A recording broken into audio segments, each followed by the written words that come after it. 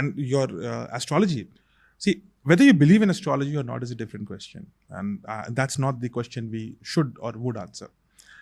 But what is the beauty is to say that every person who's born, we are going to observe the sky when they are born, and we are going to divide the sky in 12 different rashi. 12 राशियों में, हाँ, 12 घर हम बनाएंगे, उसको हम एक beautiful pattern में बनाएंगे, और उस पैटर्न के हिसाब से स्काई कैसा है उसमें हम फिट कर देंगे. मतलब look at the beauty of the depiction, कितना सुंदर सा वो बनाते हैं, है ना? हाँ, वो जो पांचांग टाइप बनाते हैं, एंड उसमें एक एक राशि नंबर के हिसाब से और ग्रह लिख देते हैं कहाँ कहाँ है. And you can, it is so accurate, इतना एक्यूरेट है कि मैं आपको बता सकता था. मेरे को स्काई देखने की जरूरत नहीं होती थी. आप मेरे को जन्म का समय, स्थान और डेट बता दीजिए, मैं बता दूंगा स्काई कैसा था. मुझे स्काई देखने की, ऐसे नहीं कोई आदमी स्काई लेके बैठा रहता रहा कि अरे अभी पैदा हुआ बताते हैं स्काई कैसा है. दे कुड मैथमेटिकली प्रिडिक्ट कि पहले क्या था और बाद में कैसा स्काई होगा, बिकॉज दे हैड एनल्स, वो they had built that knowledge of the space, and you could predict the movement of the sun and the stars, which means you got it right.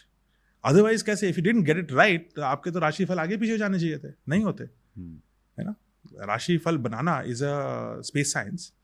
It also is a depiction of the fact that you understood the concept of calendar very well.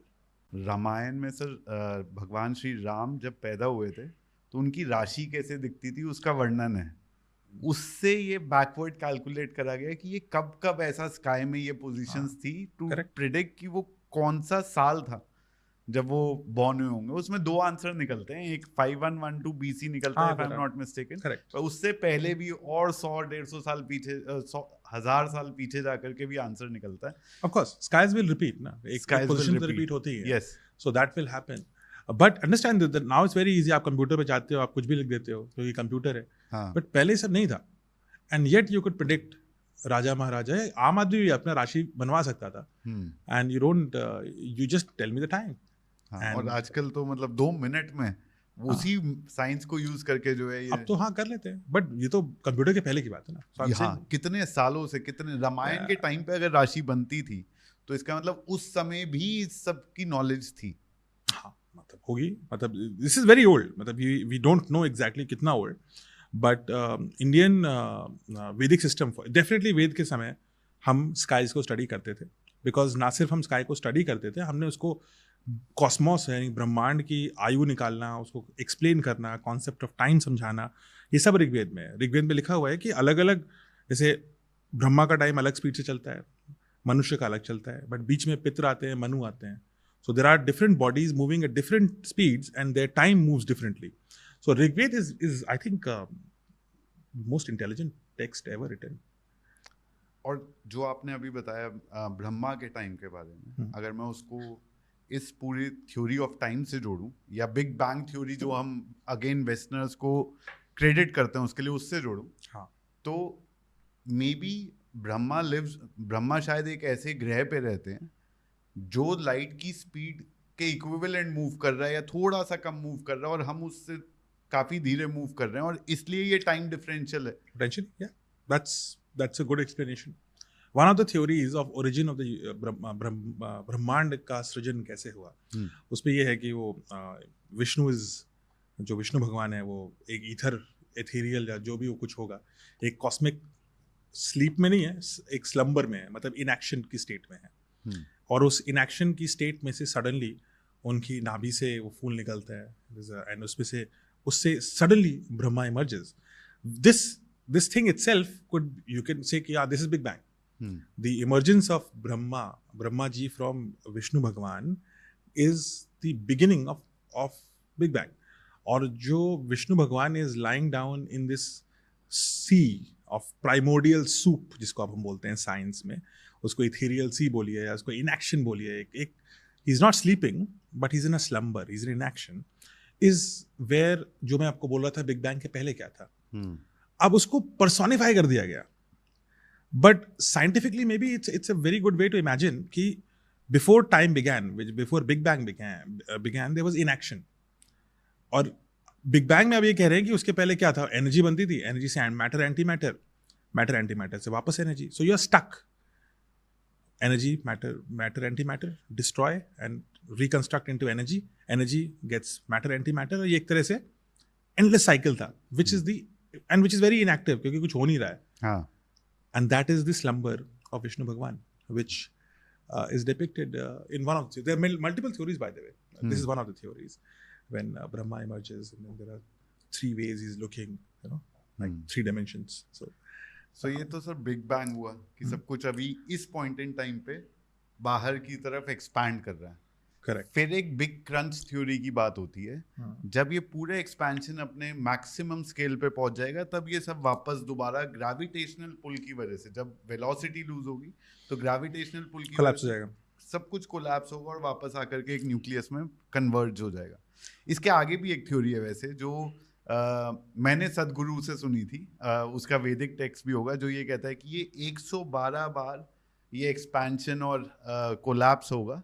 हम 81st cycle में अभी, ऐसा बोला था उन्होंने. मेरे को उसका बैक सोर्स नहीं पता है. लेकिन जब बिग क्रंच होगा तो थ्योरेटिकली अगर हम लाइट की स्पीड से टाइम को मेजर करते हैं तो क्या तब टाइम रिवर्स में चलेगा? नहीं, अगर यूनिवर्स कोलैप्स होगा मतलब कॉन्ट्रैक्ट होगा बिकॉज ऑफ द ग्रेविटी, ऐसा नहीं है कि time will start moving backward, because that's not how it would behave. Universe जो जिस थ्योरी की आप बात कर रहे हैं, which is a cyclic universe, so universe बनता है, which is actually what Vedas से, ऋग्वेद से कि हम 50वें साल पर हैं और 50वें साल के शायद पहले दिन की या 50वें दिन पर हैं, ऐसा कुछ है. विच मीन्स कि यूनिवर्स अभी आधा है और अभी आधी बार और बनेगा. हाफ टाइम पे हम हाफ टाइम पे हैं और 131 trillion years is the 100 years of Brahma, जिसमें यूनिवर्स बनेगा और टूटेगा, बनेगा और टूटेगा. अब that's a huge imagination. And imagination itself 131 trillion is 131 followed by 12 zeros. इतने साल और अभी हम आधे एज पर हैं, is what Rigveda says. But चलिए उस पे moving to your original question.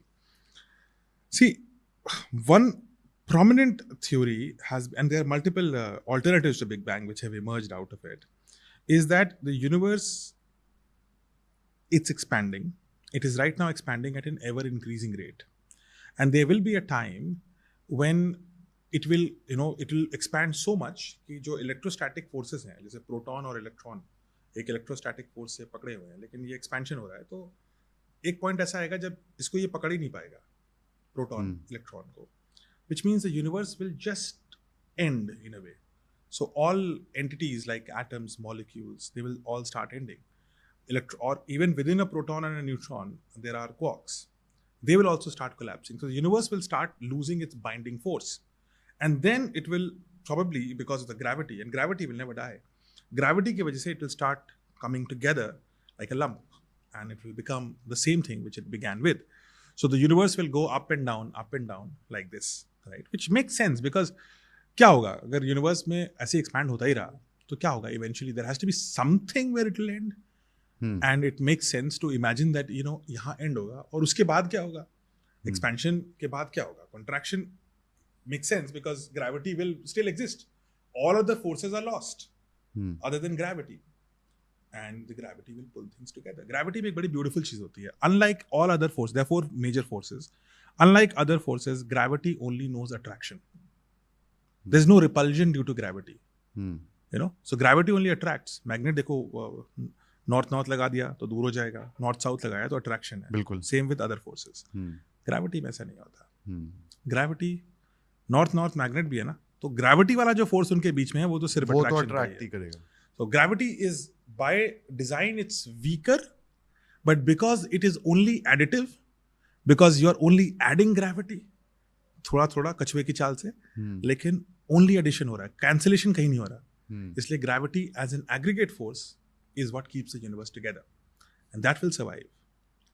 And if that survives, then the universe, if it loses the significance of other forces, gravity should take over, and it will contract and become a point again. And then the Big Bang will begin again. So this theory, which you use the word big, what did you say? Big collapse. Big crunch, right? So there's a big expansion, and then there is a collapse. So आप उसको crunch बोलिए, burst बोलिए, जो मन में बोलिए, point ये है कि बिग वो बैंग नहीं यूज करना चाहते हैं because they want to be a separate theory. So they are saying a big expansion और a big burst and a big crunch and so on so forth, and this is an endless cycle. So that is there. इसमें ऊपर कई theory बन गई है. Now इस theory के ऊपर अलग अलग यूनिवर्स की थ्योरीज हैं. I am sure you have done your research.